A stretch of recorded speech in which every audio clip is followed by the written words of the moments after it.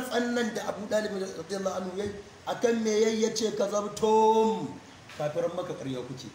nabzi ko nubzi muhammadan mu danka muku muhammadu walamma da'in haulahu ba mi soke keniya da ku ba da masu wani nadali ba mi harbin kibo ba mu da ku wa muslima wa ta nusarra haulahu mu ba ku shi girma da arziki ku kashe ba ku kwantar da gawakin mu ba daura da shi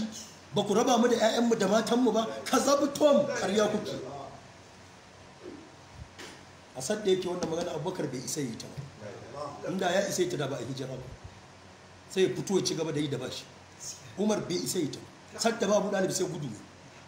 duk wanda a yau ake nuna su ne farko a ranar suna nan da ya bar duniya sai barin maka inda sun isa ba za a batta ba wallahi duk yafi su gun Allah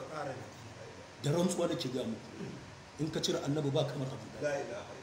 dan shine wanda sanda ya faɗi sai guduwa musulunci in Abu Dalib bai shiga aljanna ba ta kama mutumin da yawa addini bauta irin wani faduwarsa shi kadai ta fasa garyarsa a bai duka sai guduwa kowa yayi